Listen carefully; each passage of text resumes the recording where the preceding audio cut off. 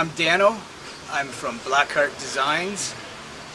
I am from Jupiter, but I live in Brantford, Ontario, Canada. I've been a sign painter and a pinstriper for going on 35 years now. Been a graphic artist since I was old enough to hold a crayon in my hand and get in trouble for it, from writing on the floor and the walls to now getting paid to be a professional doodler on hot rods and motorcycles, sailboats and transport trucks. Well, for instance, I've got these prints here that I'm selling, and the unique thing about these prints in particular, where it was the connection I made with Monique Campbell. Actually, she's from Hamilton, Ontario, and she's a phenomenal photographer.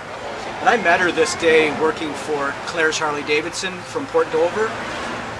Harley Davidson Canada hired me in to pinstripe on these helmets, and she just came in from nowhere and introduced herself, offered me a coffee, and we struck up a conversation, and she just asked if she could take some photographs as I was pinstriping. And I had no objection to that, and she then sent me these photographs, and I was just amazed by the work and the feeling that she captured with them. And with the tattoos, the rings and all that, it creates a little drama, and built a fabulous friendship, and over the years we've stayed good friends. So I was glad to purchase these off of her, and then to create some prints that I can offer to the public, my customers, my friends and fans, whatnot. And I love these prints, and these mean a lot to me, and especially because they remind me of that day that I met Monique, who in my eyes is a great friend and a great photographer. So this particular piece here is a panel. This is just a copy. This is a poster in a frame, but the original I painted for my brother Brian, my younger brother. Geez, probably, I'm not sure if it's even got the date on it, I can't remember now, at least 10 years ago. When he moved into one of his apartments there, I gave it to him. I believe it was for a home warming gift, or it might have been a Christmas present. I can't remember, to be honest with you, but it was for my brother. And I always love skulls. Everything should either have flames or skulls in it, so here we go. Here's another skull piece. Can't go wrong. This here is another poster print that I've got behind the glass that I did, I'm going to say, about 10 years ago. And this one was just an experiment piece with, I did some sponging for a border and just kind of changing up my style a little bit, just experimenting. And this piece is probably, with all the posters that I sells, I believe, the most. I don't know why. I look at it and I can't figure out what it is that makes it sell more than the other ones, but for some reason this is the one that gets picked out of the pile more often than the rest. And sometimes I don't need an answer. It's the popular one, so I always make sure I've got plenty to choose from with this particular one. This one is an original, and I've got some gold leaf for the border, for the center spear and that. And again, with this one, you'd have to kind of probably zoom in, but I've done some burnishing with a bit of a scale effect all the way around the border. And then I added the wood frame. I got a friend of mine, Steve Furlat, back from Brantford, that he did the routering for the frame for me, and then I stained it, put it around it just to, and again, doing something different. I do a lot of my pinstriping on a black background, but I wanted to do something with the red. The colors bounce off the red as well, you know, really good, especially with the gold. So the color gold works really good with red. So I had done a series of these red panels. This is the only one I have left currently, but it's something that I'd like to do again, hopefully in the future. So here we have a design that I've recently did for my latest, as you can see, t-shirt design. And this is actually a digital image that I created, because I do also, as well as doing the hand painting, I do computer graphics. I primarily use CorelDRAW.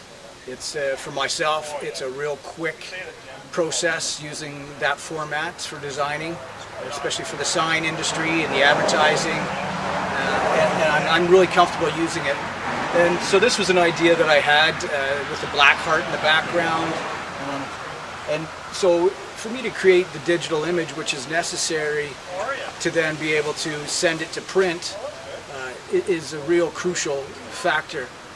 There's times when I'll design something with a paintbrush, but although it's a good design, it still needs to be digitized and turned into a vector format. So it was nice that I have the ability, and I had to learn this when I first started. Computers weren't really on the market yet, at least not as readily as they are now, obviously. But and I was young, and at the time didn't really feel much need to get computer savvy. And to be honest with you, I didn't really think there was a future in it, and how foolish of me. But I quickly realized that, yeah, it was going to be something that was going to be definitely an integral part of the future. So I got on board with it, and as soon as I got involved in it, I fell in love with it. So as much as I love painting by hand and drawing and that, I equally love working with computers. And this is the result of one of my computer-generated designs. So here's another special piece with a skull, of course, because you can't go wrong with the skulls, right? This piece, the original one, I painted for my buddy Dave McCabe, who operates Creative Chaos Tattooing out of Brantford, Ontario since 1989. And when he moved to his current location, which was 7 or 8 years ago, I think, this was a piece that I painted for him for his new location. And he still looks at it. I know he tells me often, he stares at it and he's in disbelief that I can paint the way that I paint, just as I can look at his tattooing, who he's done most of my art, and I look at his work and I'm in disbelief that he can do what he's been doing for as long as he has as well. And ironically enough, Dave used to be in the sign trade as a crane operator for quite a while before he got into the tattooing. So it's a pretty neat, the whole graphic community, we all seem to have a connection one way or the other. When I was a kid, as soon as I was old enough to hold a crayon in my hand, I started drawing. Drawing on the floor, drawing on the walls. I was getting in trouble for it. My mother, even today, she feels bad for giving me heck for, destroying her floors, and he would even punish me by having to wash it off, which I don't hold any ill feelings towards my mom. It's laughable that she feels the way she does. But art has always been in my life for some reason. There was a time in grade school, I might have been around 10, 11, there was a school assembly where they had an artist from Disney who came in and did a presentation showing us, I believe it was how they did the cartoon, the paintings, the cells for Sleeping Beauty. And I was immediately captivated by this and just in awe. I took cartoons for granted, as I'm sure most kids did. I didn't think it was a job. And to see all the work that went into it, I was immediately, it just had me. And I knew right then and there that I wanted to be a graphic artist.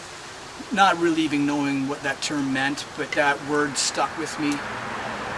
And over the years, I really concentrated on art. None of the other classes I would really pay attention to, and I would be daydreaming. But when it came to art, that's when I really paid attention. That and geometry in art class.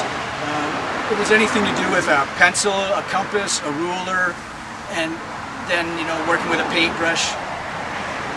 Once I got to high school, I eventually was able to transfer over to an art school.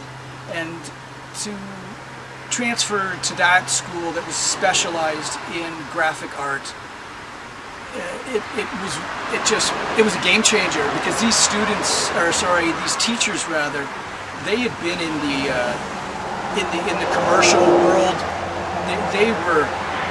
They were not just artsy fartsy types of teachers. I mean, they were the meat and potatoes of the industry.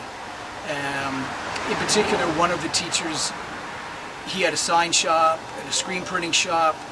The other one was an airbrush artist that worked for Sports Illustrated and for Chrysler. So these guys have been in the industry, and they knew what it took to make a living. And I had changed my homeroom down to the art department. I took all of their art classes. I didn't even see the rest of the school. From there, I ended up going to college. I guess just to back up a little bit, it was in high school actually that I started sign painting via window painting, doing Christmas windows just in like November, just before Christmas, back in '86, I think it might have been, or '85, something around there, painting Christmas windows. And from there, getting another job and another job and another job, and it just snowballed from there. Going to college, taking graphic design. From there, being introduced to a sign painter in Brantford by the name of Butch Robinson, who operated Robinson Art and Sign. And Butch was a phenomenal artist. He was a watercolor artist as well, amazing pencil sketch artist. And signs, I realized, was an art. And at the time, he had these Signcraft magazines that we would flip through every month. He would get his issue, rather I say ours. It wasn't ours, although I stole a lot of those magazines from him. And in the back, I remember there was always a section that they had dedicated to pinstripers. And I would stare at these pinstriping designs, these symmetrical designs, and I looked at those and I thought, I don't understand how in the world can that be done. And I had actually been given a pinstriping brush from the head of the art department in college, not taught how to use it, but always had that brush. And it wasn't until years later that I had taken out that brush and started to play with it myself, and gradually just started messing around until I started to get results. And that was something that I learned, that pinstriping taught me patience. And it was something that I wanted to learn how to do. I didn't like the idea of telling myself that I couldn't do it. I decided that it was something that if somebody out there can do it, then it is something that can be done. I'm going to figure it out.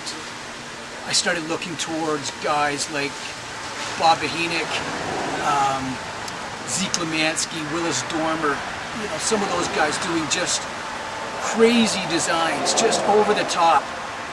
And I wanted to, I'm in no way am I at that caliber, do I consider myself to be at that level of a pinstriper. But that's who I gravitate towards. I would love to be of that quality someday.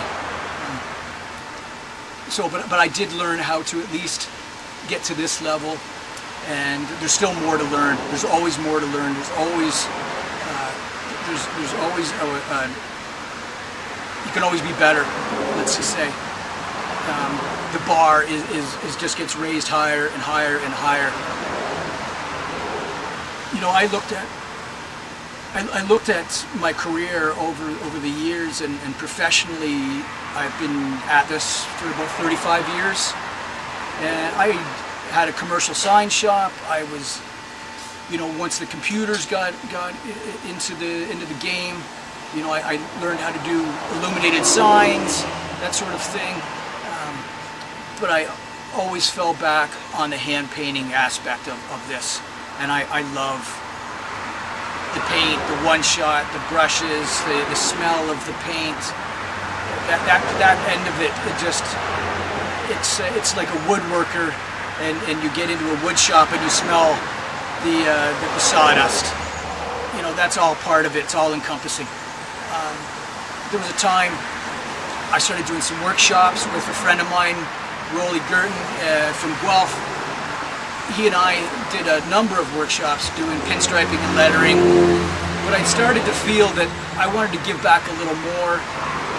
And I thought, when I was a kid, I was so impressionable at that time, and I was captivated as a youth. I thought, wouldn't it be nice if I could maybe offer back to some of the children that maybe are in need of learning, how to draw, or that maybe want to be taught some lessons in painting and not having a vehicle to do it in, or even to the fact that I know a lot of the curriculum has had the art classes taken out of their what do you call it, out of their daily programs. And lo and behold, I had a friend of mine one day, she called me and asked me, she goes, "Hey Dano, would you be interested in putting together a program and maybe teaching an art class?" And it just coincided with the thoughts I was having at the time. So I jumped at the opportunity. I said, "Yeah, absolutely, Barb, I want to be a part of this." So I put together a program. It took about a year, but we put together, between her team and myself, we put together a program teaching acrylic art painting. And it was out at the Six Nations Reserve on Ohsweken, Ontario. And they were great. That they were fully supportive of what I had in mind. And we put together a 10-week program. And it was with some children that were around 11, 12, 13, in and around there. And they were just phenomenal kids. And every week, we did this for 10 weeks, and every week they slowly came out of their shells. And they were doing just fabulous paintings. And I really got to learn about these kids and some of the struggles they were having. And I was working one-on-one with them. And right to the end, where we had an art show. And these kids all showed up with all their projects that we had done over the 10 weeks, and they were really proud of their projects. And then to have the turnout that we did with their parents and their friends and grandparents, a lot of support from the community. And these kids, to see the smiles on their faces from the hard work that they put into their projects. And they created something from nothing, which is what art's all about. So I was really proud of these kids, and I hope that they are going to continue in their lives. In one aspect, it doesn't have to be in a professional aspect, it can be just out of pure enjoyment, which is really what it's all about. I still enjoy this to this day just as much as I did when I was a kid, and I hope they do too. And I hope they're going to look back and one day be able to think back to that time when they were taught just a little something and they took it to the next level themselves, and even then perhaps maybe give back themselves to the next generation.